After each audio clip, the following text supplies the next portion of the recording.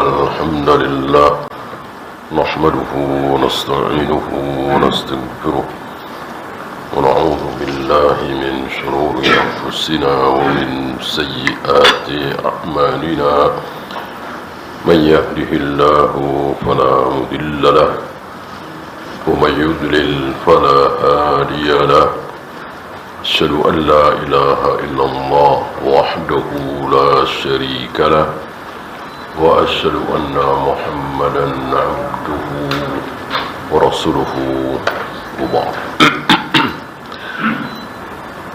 Terakhir tentang bumi tanah yang kita injak, tentu tidak terkecuali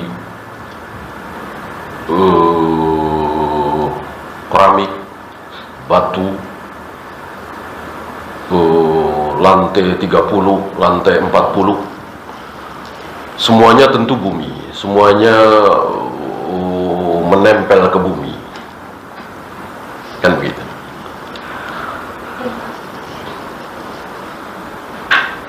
Itu akan berbicara kepada Allah. Si fulan sujud sambil menangis, takut nerakamu ya Allah di bumi sebelah sini. Si fulan diam-diam membantu orang miskin 10 juta.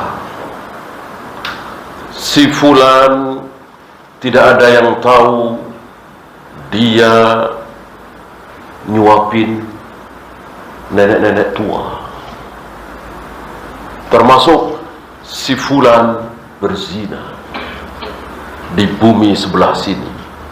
Si fulan minum khamr di bumi sebelah sini, menjadi saksi.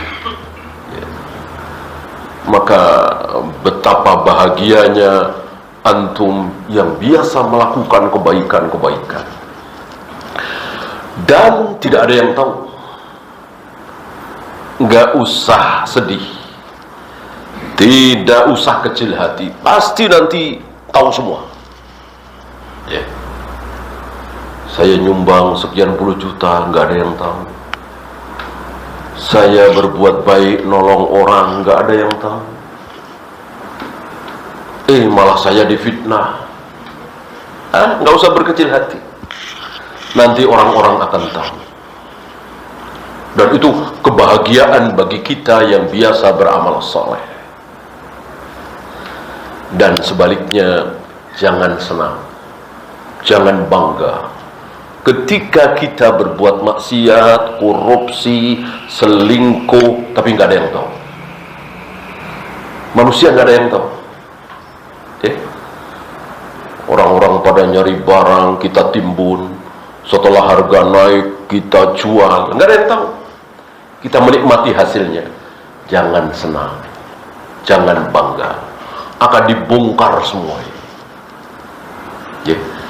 Inilah tafsiran Nabi dari ayat yauma idzin tuhadditsu akhbaraha. Pada hari itu bumi mengkhabarkan berita-beritanya. Tidak ada kejadian di muka bumi. Mana kejadian yang tidak di muka bumi? Manusia kan di bumi semua, nggak ada yang di bulan, nggak ada yang di planet ini, planet itu. Seluruh manusia menempel di bumi.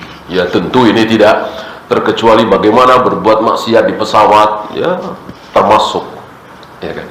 Walaupun barangkali pesawat yang sedang terbang tidak menempel di bumi, apakah termasuk hadis ini? Ya termasuk. Nggak mungkin kemudian nggak disaksikan.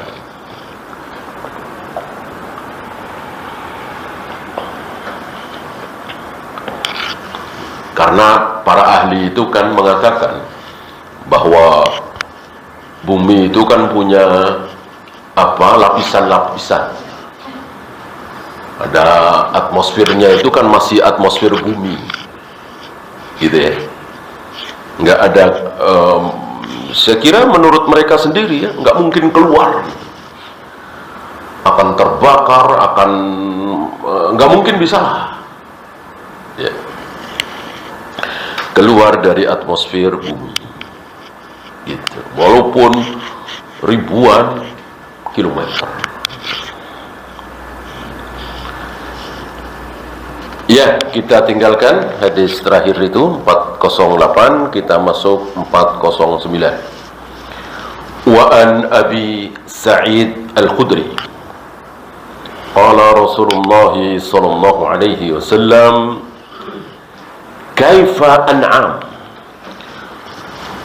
bagaimana aku akan bersenang-senang, foya-foya, hura-hura, apalagi berbuat maksiat, tertawa, terbahak-bahak dan seterusnya.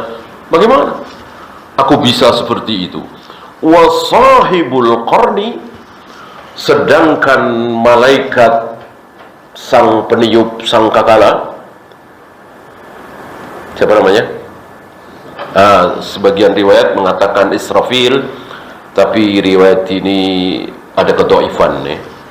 Intinya sering disebutkan sahibul qarni, sahibus sur. Ada beberapa istilah. Sahibul qarn, sahibus sur, malaikat sang peniup, sering terjemahkan dengan sangkakala. Sama dengan malaikat maut, kan tidak disebut namanya, hanya malaikat maut. Istilah Israel tidak ada di Al-Quran, tidak ada di hadis sahih.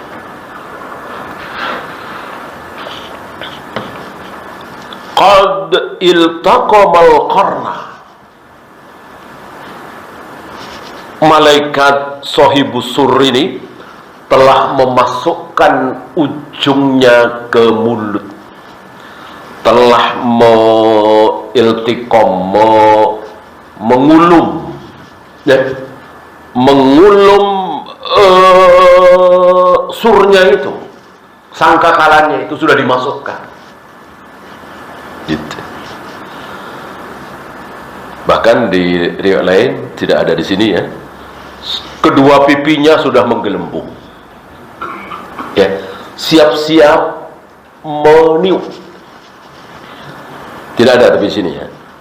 Wastama al-idna, dan kedua telinganya sudah dipasang untuk mendengarkan perintah, agar ketika Allah memerintahkan tiup, langsung ditiup. Inilah malaikat. Untuk taat kepada Allah itu tidak menunggu sedetik. Tidak seperti kita, lama baru taat, lama mikir dulu ke sana, tiduran dulu, ini dulu, baru sholat.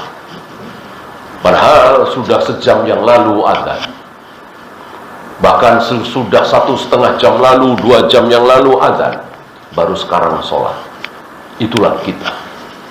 Malaikat tidak.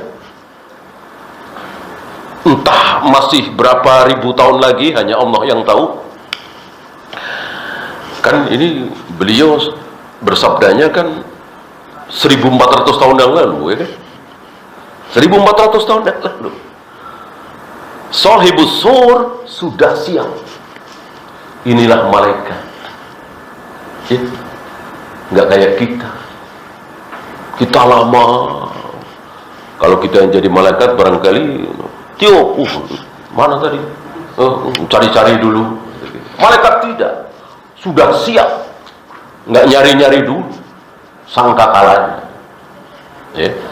Karena malaikat diciptakan oleh Allah untuk taat, dan ketaatannya sempurna. Yaf'aluna ma yu'marun, hanya melakukan apa yang diperintah dan tidak mau melakukan apa yang tidak diperintah, walaupun baik, walaupun nolong orang, walaupun membantu orang yang kesusahan. Kalau nggak ada perintah secara langsung, nggak mau.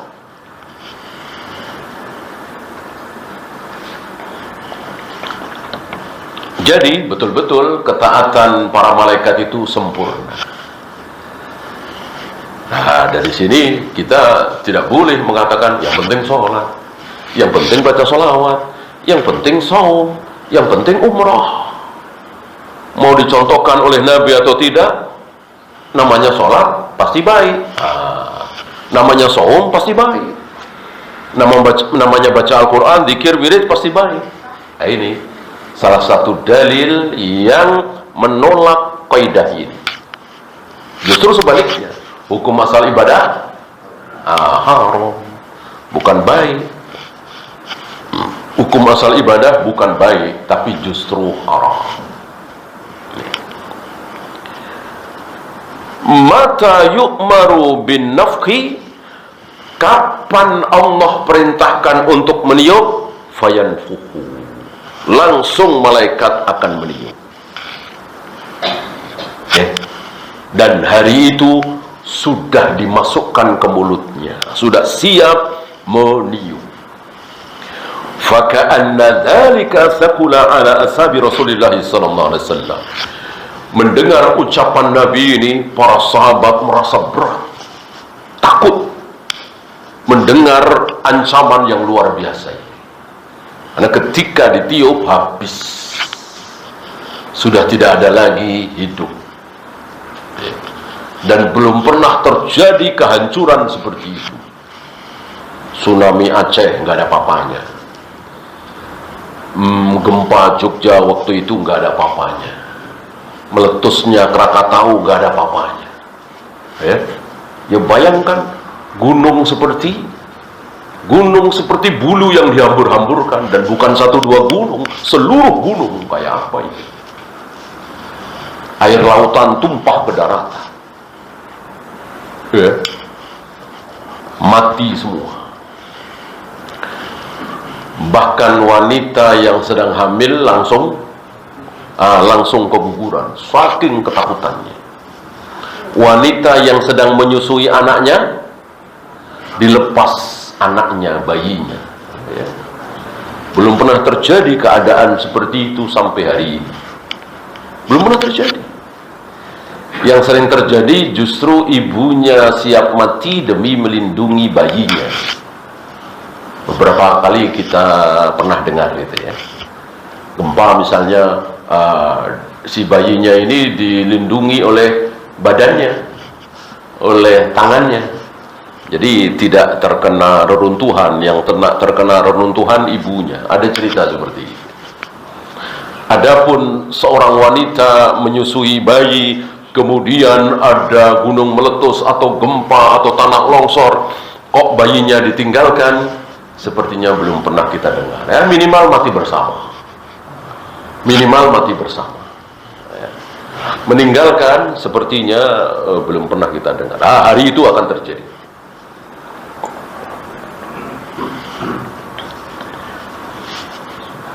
Yauma tadhalu kullu murdi'atin amma tadha.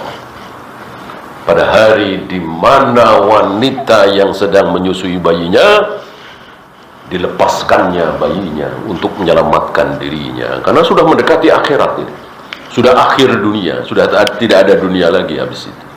Nah, mendengar sabda Nabi itu, betapa beratnya para sahabat. Berat. Faqala lahum, maka Nabi menasihati, menenangkan, memberikan cara kepada para sahabat. Qulu hasbunallah wa ni'mal wakil. Ucapkanlah oleh kalian, hasbunallah wa ni'mal wakil. Ucapan ini pernah diucapkan oleh dua manusia terbaik di muka bumi. Pertama, Ibrahim. Detik-detik menjelang beliau mau dibakar, keluar dari mulut Ibrahim, manusia termulia di muka bumi nomor dua, hasbunallah wa ni'mal wakil. Yang kedua, Nabi Muhammad SAW, manusia termulia di muka bumi nomor satu. Ketika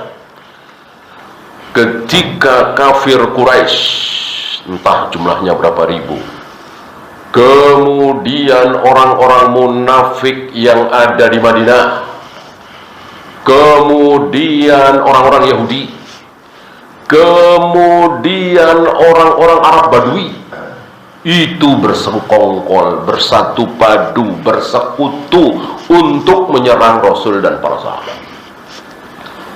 Keadaan ini luar biasa.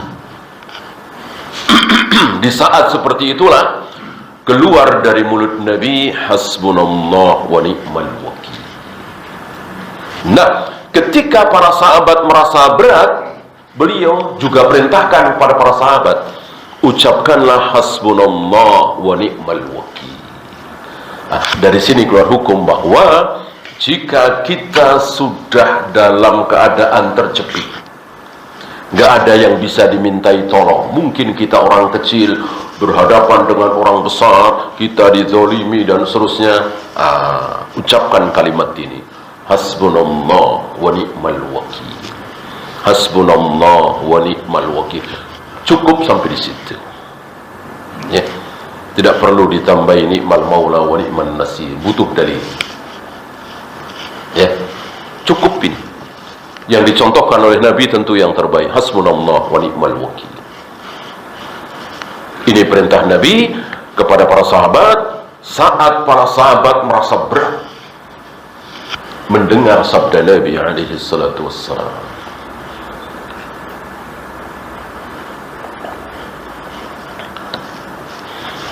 Tentu tidak bisa disimpulkan bahwa kalau nanti kita mendengar tiupan sangkakala, ucapkanlah ini.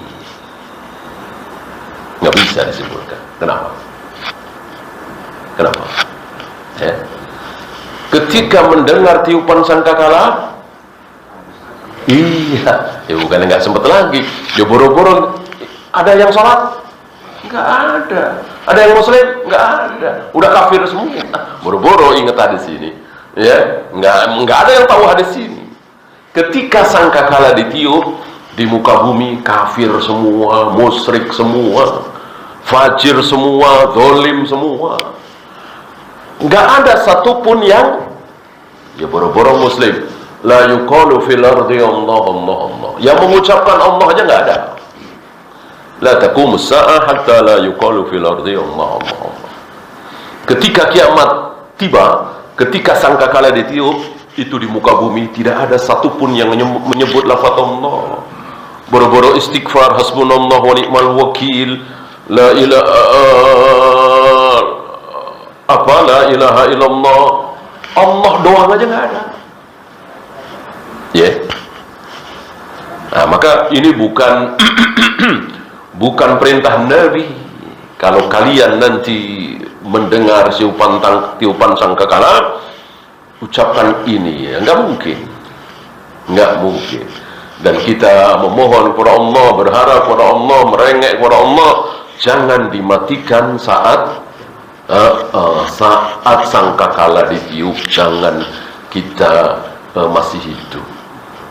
Ya. Apa istilahnya? Ketika masih hidup padahal sangkakala sudah ditiup, mereka adalah syirarun nas, seburuk-buruk manusia. Manusia terburuk itu manusia yang hidup saat kiamat tiba.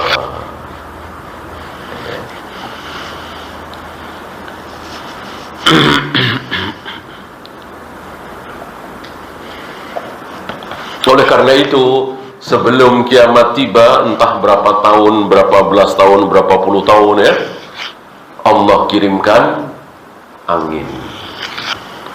Allah kirimkan angin yang lembut. Nah, angin itu masuk kepada orang yang masih ada iman, muslim, masih ada iman walaupun imannya kecil. Nanti angin itu akan keluar dari seorang muslim bersama ruh. Jadi mati semua. Bisa disimpulkan mati bareng. Mati bareng. Entah tahun berapa akan terjadi mati bersama. Yang mati berarti masih ada iman. Yang nggak mati berarti kafir semua, musyrik semua, zalim semua, fajir semua. Dan mereka syirarun nas. Ini sudah melewati Dajjal, Ya'juj Ma'juj, Nabi Isa, Dabatul Ar, sudah melewati semua. Sudah akhir dari dunia ini. Entah berapa belas tahun setelah itu atau berapa puluh tahun setelah itu, hanya Allah yang tahu. Ditiuplah sangkakala.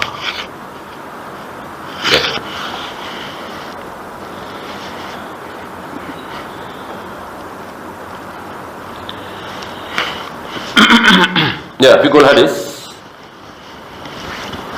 Yang pertama, min wadha'ifil malaikati. Ini hadis hasan ya. Riwayat At-Tirmidzi. Imam Ahmad juga membawakan hadis ini, tapi tidak dibawakan di Riyadhus Shalihin, tapi disampaikan oleh pensyarahnya, yaitu Syekh Salim bin Aid Al-Hilali. Min wadha'ifil malaikati, di antara tugas malaikat adalah an-nafkhu fis-sur, meniup sangkakala. Li'anna alladhi yanfakhu fis-sur malakun. Jadi bukan jin, bukan manusia, tapi malaikat. Karena selain jin, manusia, malaikat, nggak ada lagi. Ya, hewan paling. Makhluk hidup yang diciptakan oleh Allah selain hewan, ya malaikat, jin, manusia. 3.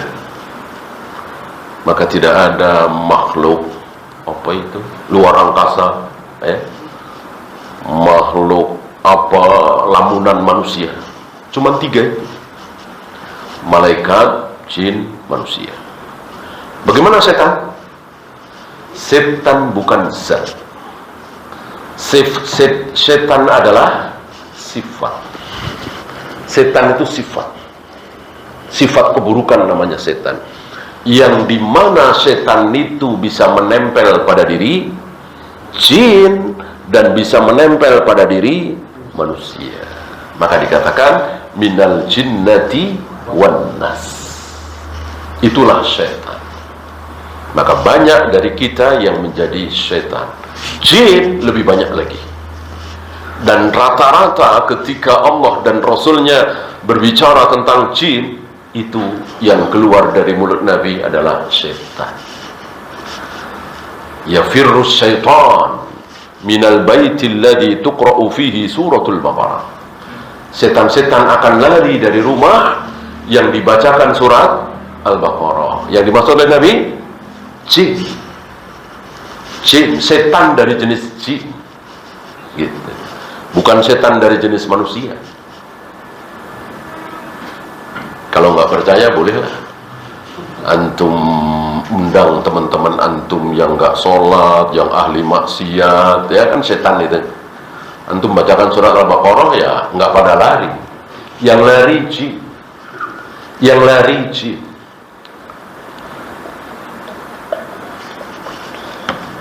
Ya paling mereka tahan-tahanin gitu ya. Walaupun ya kan setan pun banyak yang menyukai ayat-ayat Al-Quran. Setan yang ahlul bidah kan setan juga ya. Yang mengajak manusia ke dalam bid'ah kan setan juga ya. Mendengar ayat Al-Quran enak nyaman, apalagi dilantunkan dengan lantunan yang bagus. Yang lari yang dimaksud adalah setan dari jenis jin, bukan dari jenis manusia. Al-malaikatu la tatasarrafu illa bi amrillah. Malaikat itu tidak mau mengamalkan, tidak mau berbuat, tidak mau beribadah kecuali atas perintah Allah. Jadi sholat kalau nggak disuruh ya nggak mau. Zikir wirid kalau nggak disuruh ya nggak mau. Jadi nunggu perintah. Itu ketaatan malaikat yang sempurna. Sementara banyak dari kita yang sholat, yang saum, yang umrah, tapi berdosa. Kenapa? Karena tidak diperintahkan. Tidak diperintahkan umrah kedua, umrah ketiga, umrah keempat. padahal belum keluar dari Mekah. Seminggu di Mekah, umroh 3 kali, 4 kali, ini tidak diperintahkan. Tapi banyak dari kita yang melakukan. Akhirnya pahala apa dosa? Dosa. Mereka tidak paham hukum asal ibadah adalah haram.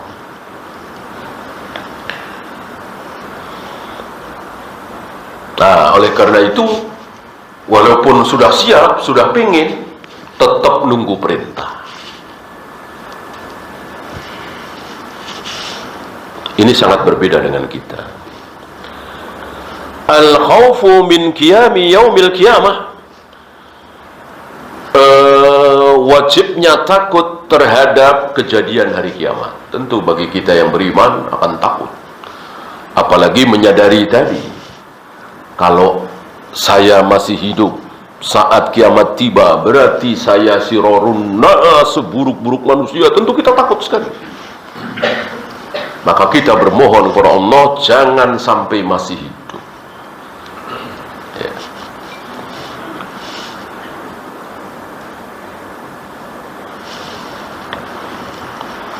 Karena yang hidup berarti seburuk-buruk manusia. Ada 2, masih ingat?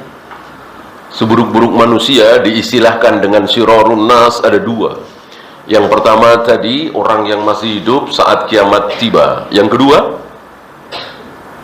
masih ingat? Orang yang menjadikan kubur-kubur sebagai masjid. Orang yang mencampurkan antara masjid dengan kuburan, kuburan dengan masjid. Entah kuburan dulu baru masjid, entah masjid dulu baru kuburan, atau bareng. Kalau bareng saya kira nggak ada ya, jarang sekali, belum pernah kita saksikan. Biasanya ada masjid dulu, lalu si pewakaf atau salah satu DKM meninggal, dikubur di situ. Ini sirorun nas, bukan yang dikubur ya, yang dikubur kan nggak tahu apa-apa. Yang menghendaki, yang menyuruh, yang memerintahkan disebut oleh Nabi sebagai sirorun nas, seburuk-buruk manusia, menjadikan kuburan sebagai tempat ibadah, mencampurkan antara masjid dengan kuburan, kuburan dengan masjid, sirorun nas. Dan itu yang membuat Yahudi dan Nasrani dikutuk, dilaknat oleh Allah. La'anallahu al-yahuda wan nasara ittakhadhu qubur anbiya'ihim masajid. 4 hari kira-kira sebelum Nabi wafat, beliau memperingatkan ini, bahwa Allah mengutuk Yahudi dan Nasrani. Kenapa? Karena mereka menjadikan kubur-kubur para nabi menjadi masjid, tempat beribadah. Itu kubur para nabi. Bagaimana cuman kubur seorang ustadz, seorang kiai, seorang ulama, guru ngaji dijadikan tempat ibadah.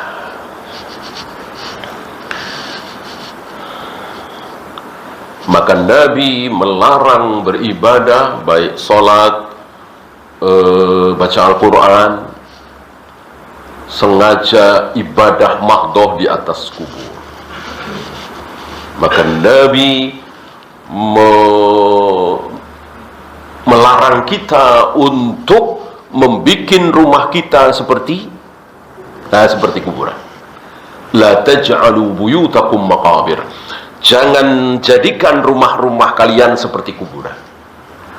Agar rumah kalian tidak seperti kuburan, maka bacalah Al-Quran di rumah kalian. Sebab kalau tidak dibacakan Al-Quran di rumah kalian, jadi kayak kuburan. Berarti menunjukkan di kuburan tidak ada bacaan Al-Quran. Betapa kaum muslimin hari ini telah ditipu oleh iblis. Di rumah jarang baca Al-Quran, begitu ke kuburan bawa Quran, baca Al-Quran di situ, baca Yasin, baca surat ini, surat itu.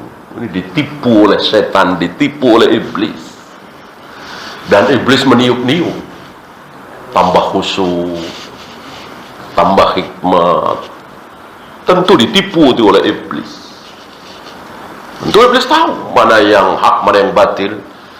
mana yang sunnah, mana yang bid'ah, tentu iblis tahu. Al-hathu 'ala al-isti'anati billahi ta'ala wahdah. Anjuran untuk memohon pertolongan hanya kepada Allah. Maka jangan tolong saya jenderal, tolong saya Pak Menteri, tolong saya Pak Dewan, tolong saya wahai Raja Presiden. Nggak perlu. Cukup hasbunallah wa ni'mal wakil. Hasbunallah wa ni'mal wakil. Cukup bagi kami, cukup Allah sebaik-baik penolong. Ketika ucapan ini betul-betul diucapkan dengan keyakinan yang mantap, insya Allah, terutama ketika sudah tidak bisa berbuat apa-apa. Ibrahim bisa berbuat apa? Kaki tangan sudah diikat dan disaksikan dijaga oleh ratusan al-guju. Kayu sudah mau dinyalakan, ya sudah siap mati.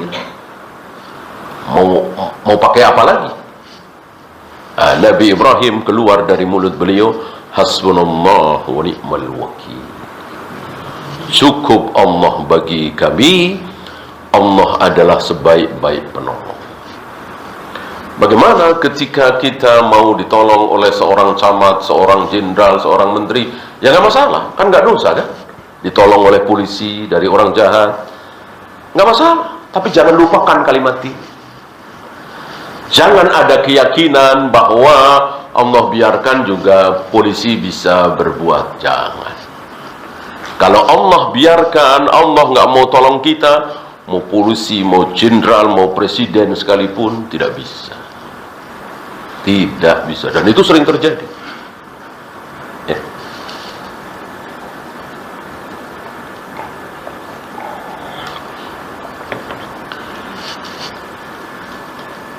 Presiden sudah mau ngasih ampunan, walaupun ini kan salah kan. Seorang presiden, raja, bahkan Nabi SAW tidak berhak mengampuni sebuah hukuman. Maka Nabi pernah mengatakan, wa aymullah, demi Allah, lau Fatimah binta Muhammadin saraqat laqata'tu yadaha. Seandainya Fatimah putriku mencuri, pasti akan aku potong tangannya. Kenapa?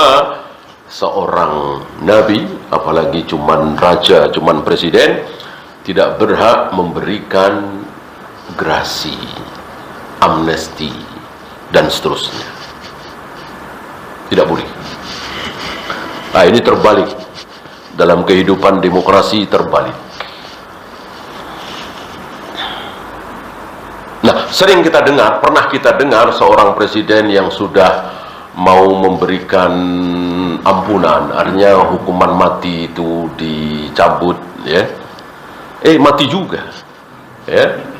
Dibunuh oleh temannya atau apa, intinya hari itu mati, ya. Atau sehari dua hari sebelum diberi ampunan oleh presiden. Dan hal-hal seperti ini banyak. Semakin yakin kita dengan hasbunallah wa ni'mal wakil. Isfaqun Nabi sallallahu alaihi wasallam ala ummatihi. Nabi begitu sayangnya, perhatiannya terhadap umatnya ini. Tidak ada orang tua yang menyayangi anaknya, memperhatikan anaknya lebih dari Nabi memperhatikan umatnya. Tidak ada. Tidak ada. Yakinlah, ya. Sebagaimana tidak ada seorang ibu yang sayang kepada anaknya melebihi sayangnya Allah kepada hambanya. Tidak ada. Tidak ada. Yakin kita insya Allah.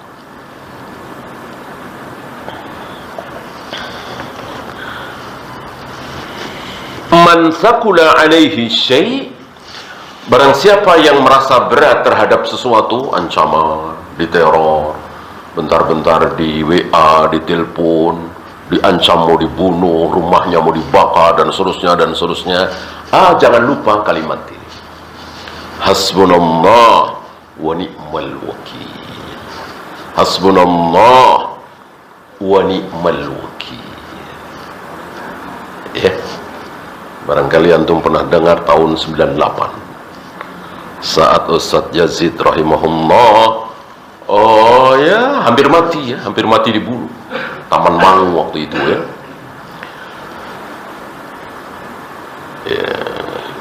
Kita sudah siap mau bergerak ke sana ya, tapi dilarang. Ucapan ini yang diucapkan oleh beliau, walillahil hamd, tidak tergores sedikit pun. Ya tentu tidak bisa menghadapi mereka. Ya kalau mereka kafir barangkali kita yang mau berangkat tidak dilarang, mereka muslim. Dan begitulah orang alim, adil, ya, pakai dalil, bukan cuma hawa nafsu. Kalau hawa nafsu iya, ya walaupun tidak sebanyak sekarang, ya insya Allah dikumpulkan sejabotabek lumayan, bisalah menghadapi. Tapi mereka muslim, kita muslim. Mereka itu bukan orang jahat yang memang mau jahat, mereka terkena syubhat, ya, dibohongi oleh ustadz-ustadznya, ini aliran sesat Wahabi, tidak cinta kepada Nabi karena tidak pernah merayakan Maulid. Ya ini syubhat turun temurun. Kita yang sudah belajar sunnah ya faham, ya nawin, sabar. Ya. Mereka ini kan bukan pencuri, pemabuk, penjahat yang ingin merampas harta beliau, kan tidak. Mereka terkena syubhat. Dikiranya memang beliau sesat. Masa orang Islam nggak ngadain Maulid? Nah, ini bahayanya syubhat. Ini bahayanya syubhat, luar biasa syubhat itu. Sangat luar biasa. Ya. Lam yadurrahu syai', maka insya Allah tidak dimudaratkan oleh sesuatu apapun kalau mengucapkan hasbunallah wa ni'mal wakil. Barangkali ada di antara antum yang punya pengalaman seperti ini, atau nanti ya, kita kan nggak tahu, takdir itu rahasia. Besok, lusa, bulan depan, tahun depan ada yang meneror kita, ada yang mengancam kita, ada yang mengeroyok kita, mungkin karena salah paham atau memang mereka jahat. Apalagi hari ini ya kan, hari ini sudah dakwah salaf sudah dituduh dakwah Wahabi, pemecah belah umat dan seterusnya, teroris ya. Nah jangan lupa kalimat ini, hasbunallah wa ni'mal wakil. Ya, kita lanjut 410. Wa an Abi Hurairah radhiyallahu anhu qala qala Rasulullah sallallahu alaihi wasallam, man khafa adlaj, barang siapa yang takut, maksud takut di sini takut tidak sampai tujuan, khawatir jangan-jangan nggak sampai, maka adlaj adalah diterangkan oleh beliau di sini, sara min awalil lail wal muradu at-tashmiru fit ta'ah. Adlaj adalah berjalan, safar. Antum masih ingat barangkali ya, Rasul dan para sahabat, orang-orang dulu ya, apakah meneruskan kebiasaan orang dulu atau memang Nabi yang mengawali, bahwa beliau suka sekali ketika safar berjalannya di malam, tidak siang. Malam, tidak siang. Apa kata beliau tentang malam? Bumi dilipat. Mungkin kalau siang 10 kilo, kalau malam mungkin 8 kilo, 7 kilo dilipat. Jadi lebih cepat. Ya. Berselisih para ulama memahami sabda Nabi, betul-betul dilipat atau karena malam maka menjadi cepat, apalagi hari ini. Ya. Antum dari sini ke Sudirman Tamrin pagi atau sore ya, dibanding dengan jam 2 malam ya, cepetan mana? Ada yang memahami seperti itu. Ya.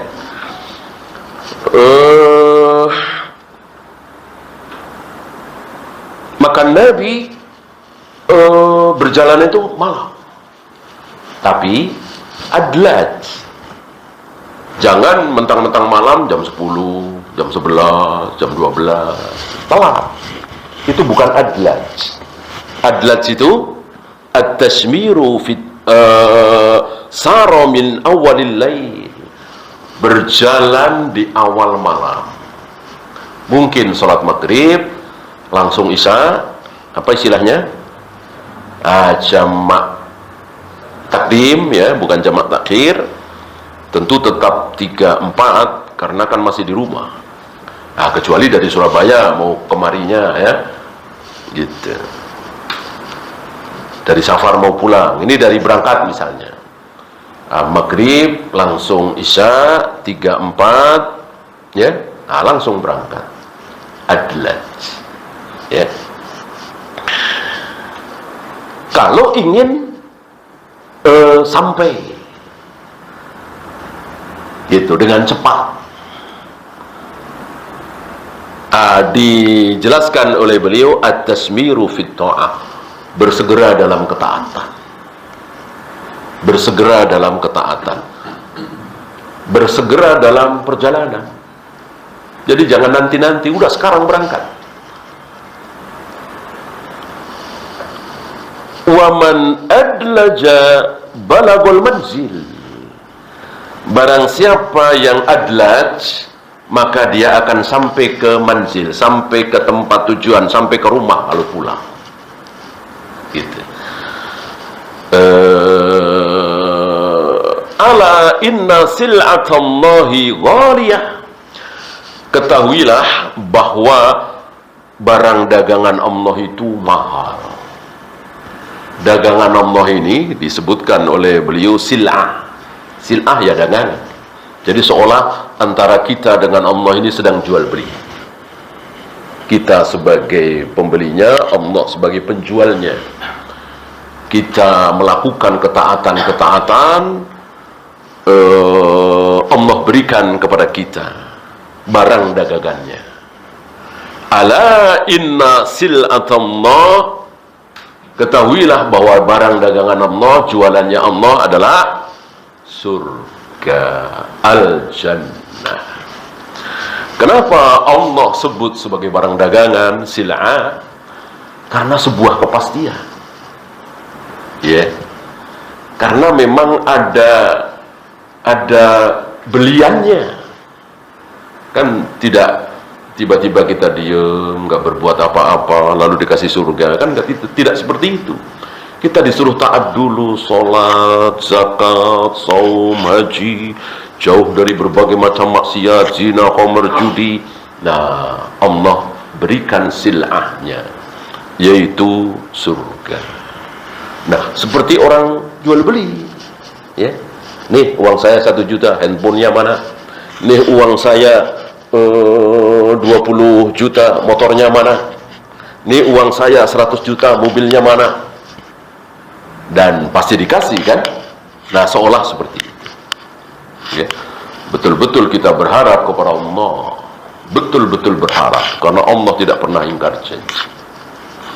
Tapi tetap jangan pernah kita melupakan hak mutlak Allah. Hak mutlak Allah apa? Allah berikan kepada siapapun yang Allah kehendaki, dan Allah tidak berikan kepada orang yang tidak Allah kehendaki. Ya.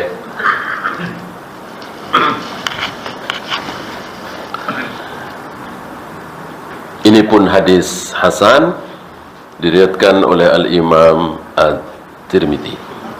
Ada sedikit pembahasan oleh Syekh Salim. Intinya hadis ini tetap bisa dipakai hujjah.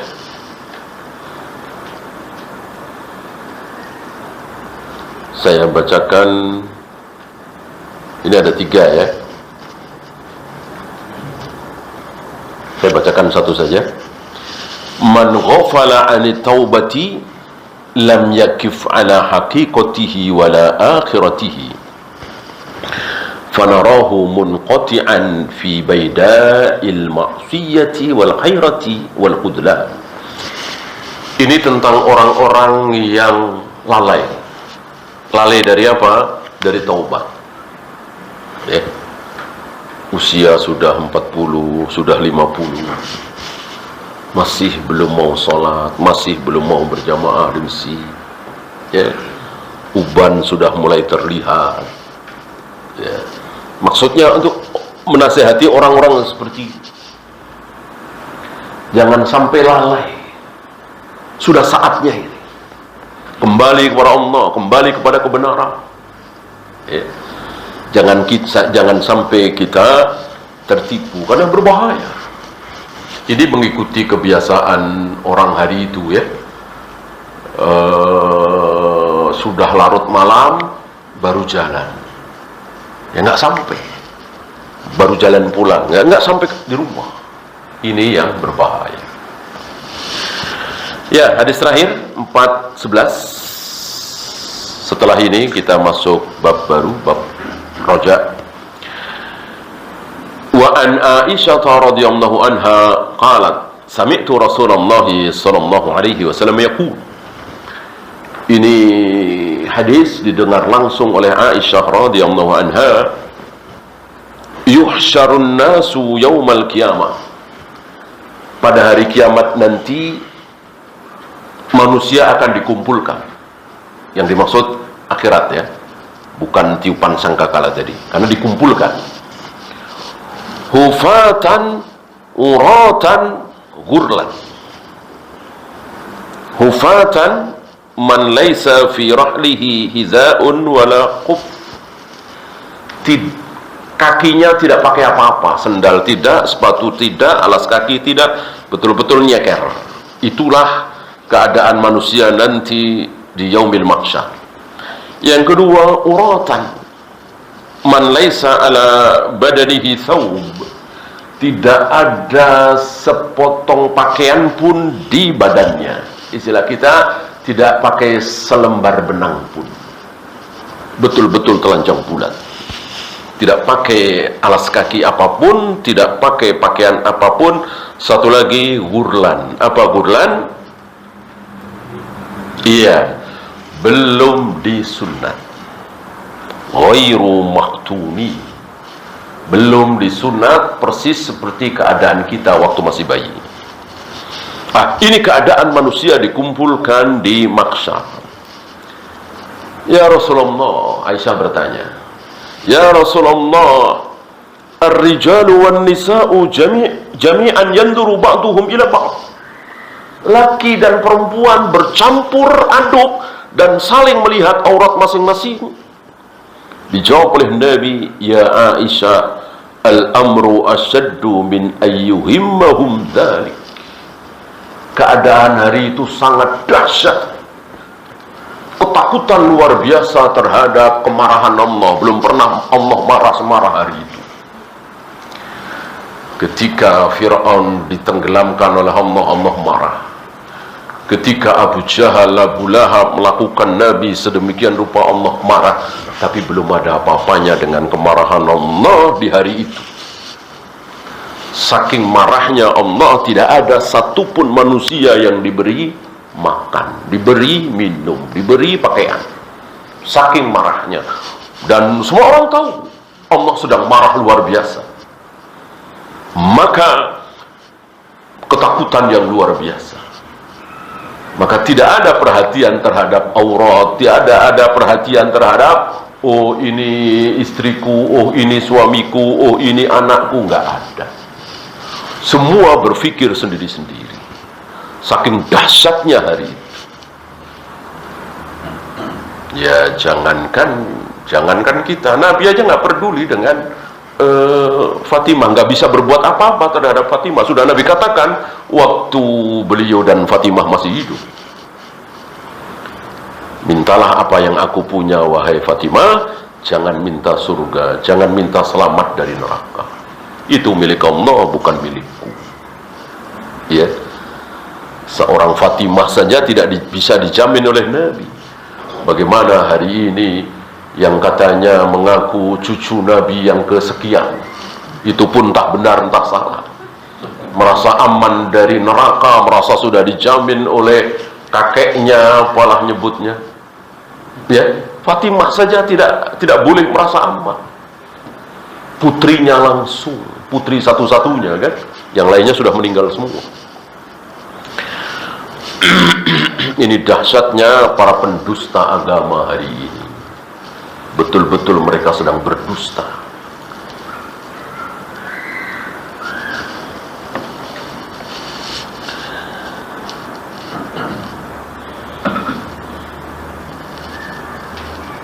Ini muttafaqun alaih, Bukhari dan Muslim, fiqhul hadis.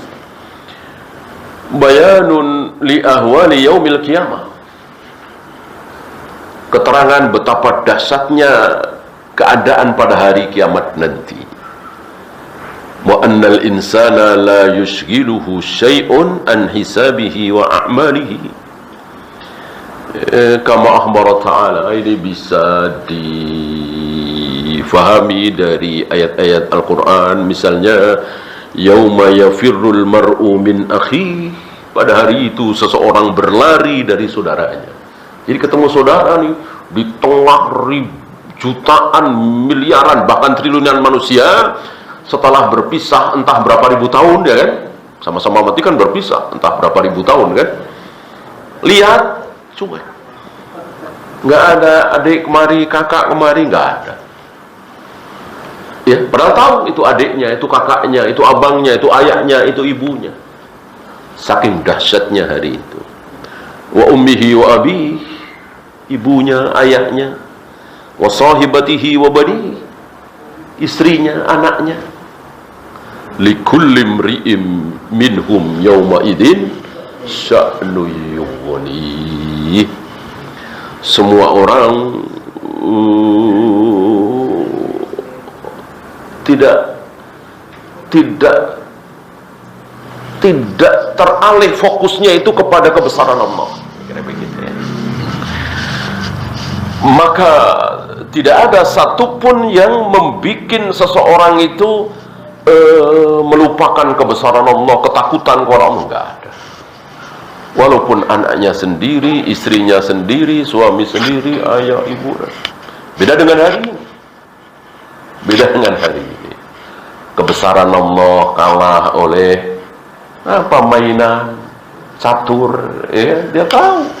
Datang ke masjid, sholat berjamaah, azan sudah berkumandang, itu baik, itu bagus, bahkan wajib, dia tahu, sadar. Tapi perhatiannya kalah oleh main catur, ngobrol, nonton sinetron, main handphone. Itu saat ini. Nanti terbalik, betul-betul terbalik. Anak, istri, suami, gak ada yang bisa memalingkan perhatian dia dari Allah, dari ketakutan kepada Allah.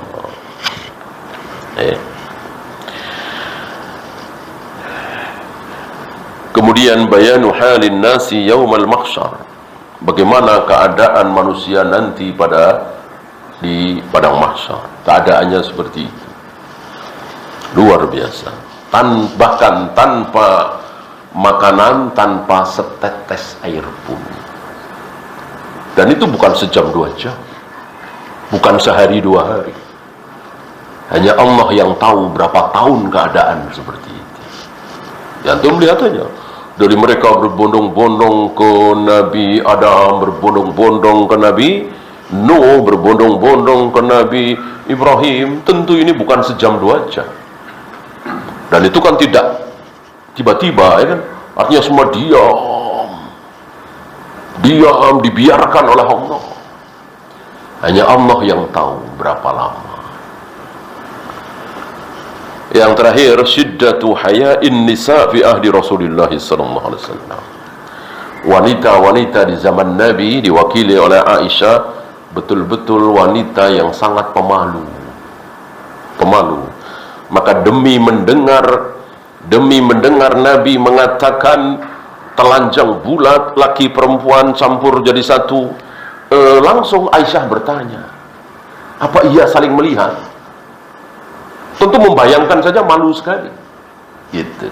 Karena memang wanita-wanita hari itu sangat pemalu. Berbeda jauh dengan hari ini. Ya bahkan antum masih ingat bagaimana wanita hitam budak, mar'atun sauda, ketika sering dan ketika ayan itu pakaiannya tersingkap, auratnya terlihat, maka permohonan wanita ini kepada Nabi adalah, mohon doakan supaya saat aku ayan tidak tersingkap pakaianku, tidak terlihat auratku. Yang diingat itu, tidak minta supaya kepalaku tidak terbentur batu misalnya, supaya kulitku tidak baret-baret misalnya, enggak, supaya Allah menutup auratku. Ada lagi wanita Ansar yang meminta kepada Nabi. Nabi kan cuma membolehkan pakaian nyengser perempuan itu sejengkal. Sekarang jarang ya, jarang sekali ya, malah diganti dengan kaos kaki. Kalau laki-laki ya nggak boleh nyengser kan, bahkan harus di atas mata kaki atau semata kaki. Perempuan nyengser sejengkal ya, agar ketika jalan nggak kelihatan ujung kakinya. Luar biasa. Wanita-wanita Ansor, para sahabiah, ngeluh, ya Nabi, kalau cuma nyengser sejengkal masih suka kelihatan. Ya namanya mungkin jalannya tidak rata apa. Nabi membolehkan sehasta, zira. Tadinya shibr, sejengkal, akhirnya zira. Segitu wanita-wanita Muslim hari itu. Bandingkan hari ini ya, boro-boro sejengkal ya, itu betis setengah kelihatan, bahkan dengkul, bahkan paha, nggak ada malu-malunya. Padahal dosen muslimah ya, kita nggak bilang orang kafir. Orang kafir udah jelas,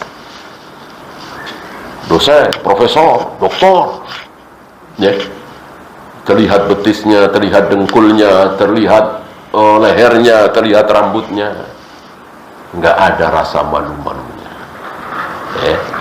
Ini perbandingan wanita-wanita sahabiah dengan wanita muslimah hari ini. Wallahu a'lam. Ya, itu saja. Ada pertanyaan, silakan.